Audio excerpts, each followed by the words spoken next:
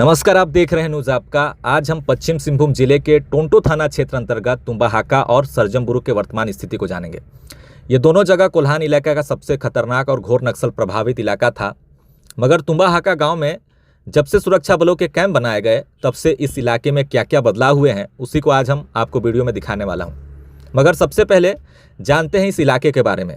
तुम्बाहाका और सरजमबुरु ये दोनों गाँव घनघोर जंगलों के बीच में है, जहाँ तक पहुँचने के लिए कई जंगलों को, कई गांवों को पार करके जाना पड़ता है।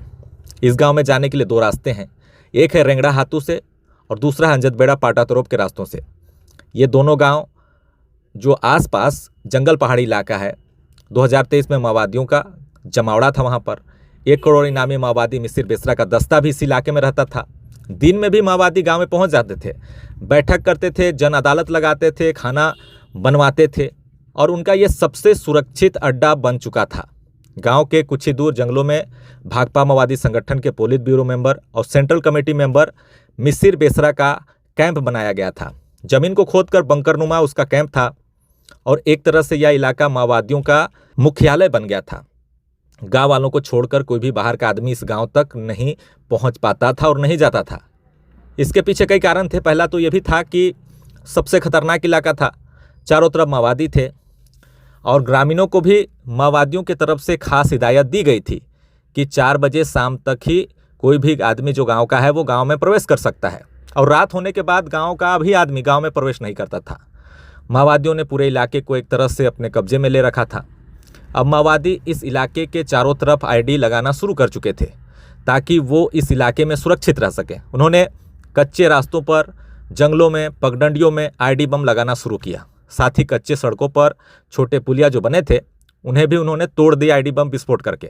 उसके बाद ग्रामीणों को यह भी कहा गया कि आप जंगल बिल्कुल ना जाएं, जंगलों में आईडी बम लगाया गया है।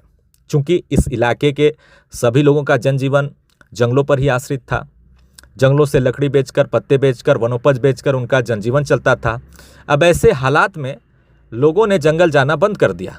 वहीं तुम्बाहाका में एक प्राथमिक विद्यालय भी था जहाँ के सहायक शिक्षक रुबनेश कुजूर और फ्रांसिस कुजूर थे।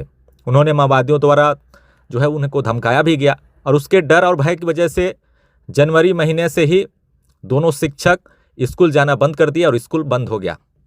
कुछ दिन विद्यालय बंद होने के कारण पूरी तरीके से वहाँ पर कोई भी बच्चा पढ़ने नहीं जाता था, मतलब विद्यालय पूरी तरह से बंद हो गया। इस इलाके के रहने वाले लोग घरों में बंद रहने को मजबूर हो गए।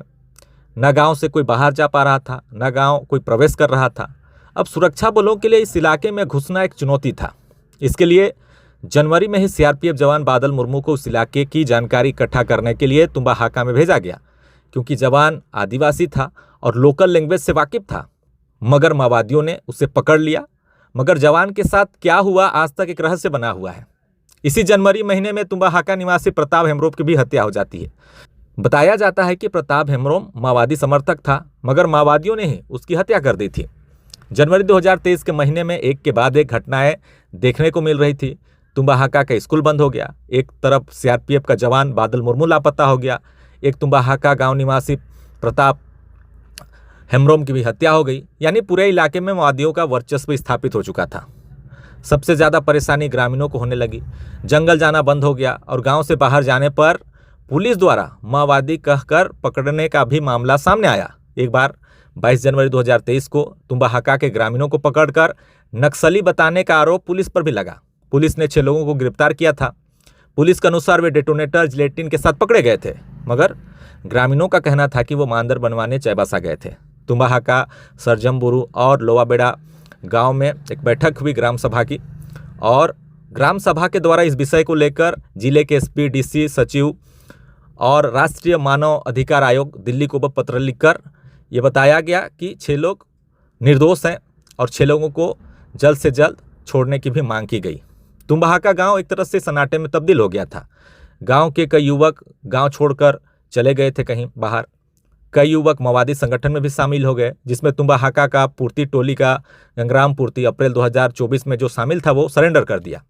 अभी भी इस गाँव के कई लोग माओवादी संगठन से जुड़े हुए हैं, जिनमें हाल के दिनों में पुलिस द्वारा जो जारी माओवादियों की लिस्ट है उसके अनुसार इस तुम्बाहाका की फूलो हेम्ब्रोम, जो कि मात्र जो है काफ़ी कम साल की है, वो भी माओवादी संगठन में शामिल है। वही सरजम बुरू की बसंती देवगम जो मात्र 14 साल की है, तस्वीर के माध्यम से देखिए, वो भी माओवादी संगठन से जुड़ गई है। 2023 में सुरक्षा बलों द्वारा इस गांव तक पहुंचने की कोशिश की जा रही थी। सर्च अभियान भी लगातार बढ़ते जा रहा था। इसी क्रम में 11 जनवरी को तुम्बा हाका में एक आईडी ब्लास्ट हो जाता है, जिसमें 5 जवान घायल हो जाते हैं। फिर अगस्त 2023 में जगवार के 2 जवान एसआई अमित तिवारी और थे गौतम कुमार नक्सली मुठभेड़ में शहीद हो गए। ये तुम्बा हाका इलाके में ये सब तमाम तरह की चीज़ें 2023 में हो रही थी, यानी उस इलाके में कई घटनाएं होने लगी थी। उसके बाद सुरक्षा बलों ने धीरे धीरे तुम्बा हाका तक पहुंचने के लिए माओवादियों को खदेड़ना शुरू किया और खदेड़ कर वहाँ से भगा दिए। उनके जो कैंप थे सभी को ध्वस्त कर दिया। सारे माओवादी वो गांव इलाके छोड़कर सारंडा जाने पर मजबूर हो गए। सुरक्षा बलों ने जब वहाँ से माओवादियों को भगा दिया, उसके बाद वहाँ पर कई स्वास्थ्य camp CRPF civic action program के तहत सामग्रियों का वितरण ग्रामीणों के बीच किया गया।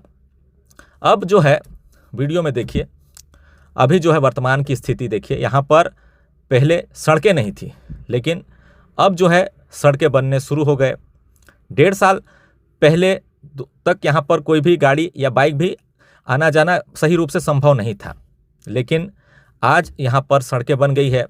इमरजेंसी में उस वक्त काफ़ी ग्रामीणों को दिक्कत हो जाता था क्योंकि गाड़ी ही नहीं चल पाती थी, लेकिन यहाँ पर पीसी सड़क बनकर तैयार है और बस सेवा भी शुरू कर दी गई है। सोलर से अब बिजली की आपूर्ति भी की जा रही है। ये सारे बदलाव पुलिस कैंप लग जाने के बाद हुई है।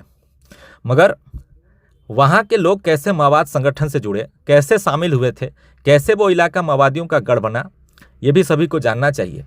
जिस इलाके में उतनी सरकारी योजनाएं नहीं पहुँच पाती है, जो गाँव जंगलों पहाड़ी इलाकों से घिरे होते हैं, जहाँ पर ना स्वास्थ्य सुविधा है, जहाँ पर ना स्कूलें होती हैं, जहाँ पर सड़कें नहीं होती हैं, जहाँ पर बिजली पानी पेयजल की कोई भी सुविधा नहीं होती है, उन्हीं इलाकों में माओवादी आसानी से पहुँच बनाते हैं। और जहाँ के ग्रामीणों में साक्षरता दर कम होगी, उन्हें जो है आसानी से ब्रेन वॉश किया जाता है, संगठन में शामिल होने के लिए मजबूर भी किया जाता है। और यही नतीजा रहा कि उन जितने भी नक्सल प्रभावित जो गांव बने, उन इलाकों में सबसे ज़्यादा लोग संगठन से जुड़ते चले गए। अलग बात है, कुछ लोगों ने आत्मसमर्पण किया, कई लोग अभी भी संगठन से जुड़े हुए हैं। तो इस तरीके से जो है 2 गांव नक्सलियों के कब्जे में रहा। फिर सुरक्षा बलों ने उन्हें खदेड़ कर, जो माओवादी उन इलाकों में थे, उन्हें सारंडा भगा दिया। अब सारंडा में भी माओवादी अपनी वर्चस्व स्थापित करने में लगे हुए हैं, लेकिन सारंडा का कहानी अलग है। वहाँ काफ़ी पहले ही माओवादियों का आगमन से ग्रामीणों को कई परेशानी हो रही थी। जैसे इस इलाके में भी ग्रामीणों के ही सबसे ज़्यादा देखने को मिलेंगे तो नुकसान हुआ है। आसपास टिंगड़ा हाथू के इलाके में सबसे ज़्यादा आईडी बम की चपेट में आने से लोगों की जान चली गई, क्योंकि 2 ही ऐसे रास्ते थे जहाँ से जो है लोग उन 2 गाँवों तक, सरजम बुरू और तुम्बा हाका तक पहुँच सकते थे। तो कुछ ऐसे विशेष कारण होते हैं जहाँ पर सरकार की अनदेखी की जाती रही है। कई लंबे वर्षों से ऐसे इलाके में ही माओवाद पनपता है। इसके लिए मैं एक विस्तृत अन्य वीडियो बनाऊंगा, लेकिन आपने देखा कि किस तरीके से माओवाद संगठन के द्वारा गांव में वो आते हैं, खाते हैं, बैठक करते हैं, फिर वो वहाँ से जब चले जाते हैं, फिर धीरे धीरे सरकार की नज़र भी उन गाँव में पड़ती है, फिर सड़कें बनने शुरू होती है, स्वास्थ्य सुविधा उपलब्ध कराई जाती है और फिर रोड कनेक्टिविटी से जोड़ा जाता है उन गाँवों को। तो ये जो है बदलाव उन गाँव में आज वर्तमान समय में देखने को मिले हैं। फिलहाल अभी के लिए बस इतना ही। देखते रहे न्यूज़ आपका। धन्यवाद। आपका क्या नाम है? डोबरो हेम्ब्रोम। 1 साल पहले का तुम्बा हाका और अभी का तुम्बा हाका में क्या अंतर है?